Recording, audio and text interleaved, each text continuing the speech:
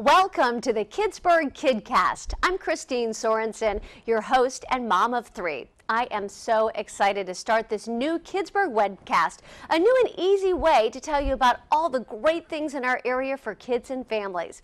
In the next 5 minutes, we're going to help your kids discover their superpowers.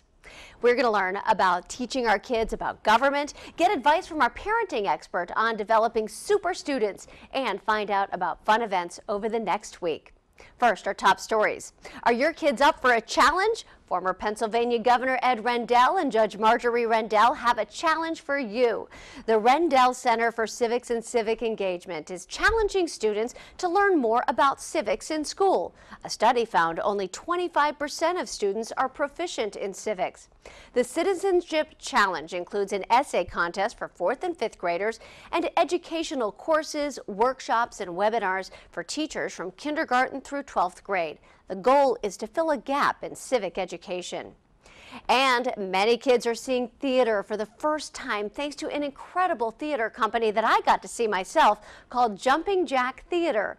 They create original shows that are sensory friendly. They start in the classroom so kids with autism and other cognitive disabilities know what to expect. The performance removes any scary lighting or effects. The storylines are interactive and also teach life skills. Jumping Jack Theater can perform just about anywhere and would love to perform for your school or community group. Their contact info is on the Kidsburgh website. The social media world can be scary to let your kids dive into, but a local program is teaching them how to use it to help others. Vlog University is a 3-week digital camp that taught 15 Pittsburgh high school students how to become positive online influencers on social media. The program also focused on effective online leadership and career development. The students created mini videos and talk shows that were posted to Moop Shop, which is a Pittsburgh handbag store. And we have a link for more information on all of these stories at kidsburgh.org.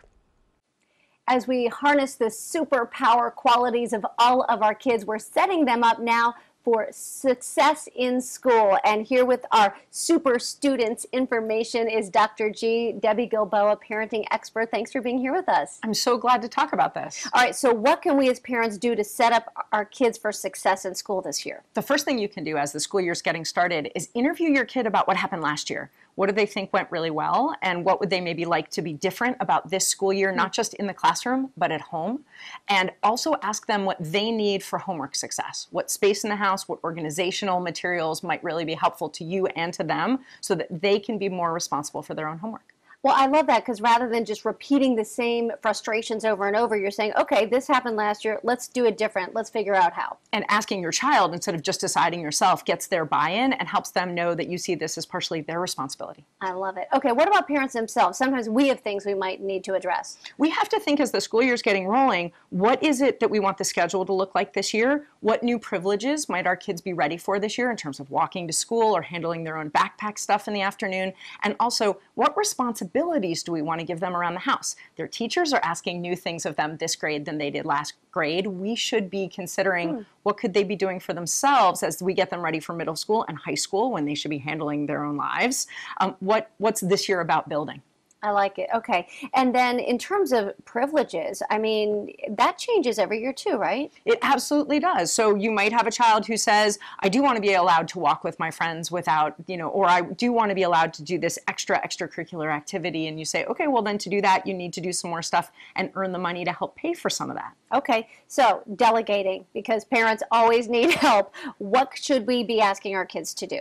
If you have a school supply list that you haven't tackled yet, even your youngest preschoolers can shop your home looking for some items on that list. You say, oh, it says here that you need an eraser and 3 pencils. So I want you to go look around the house and find those.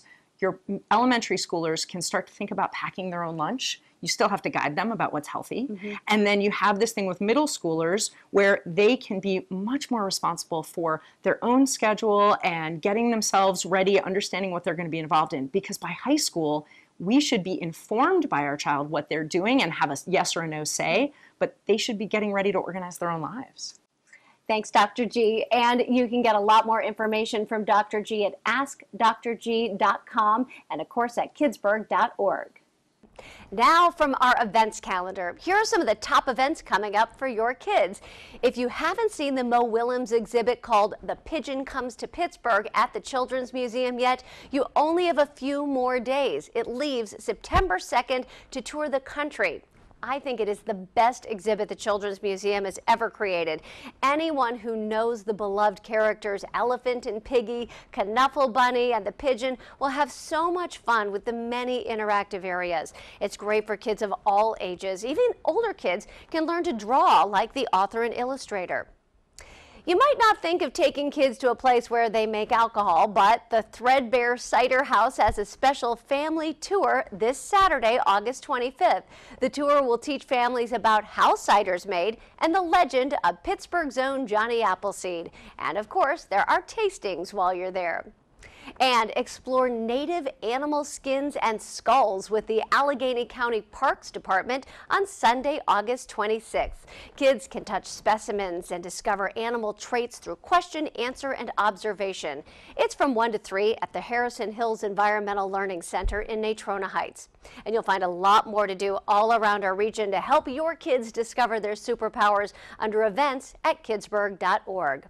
Sign up for the Kidsburgh Weekly e-blast so you are always in the know, and join us for a new edition of the Kidsburgh webcast next week. I'm Kristine Sorensen, helping make Pittsburgh Kidsburgh.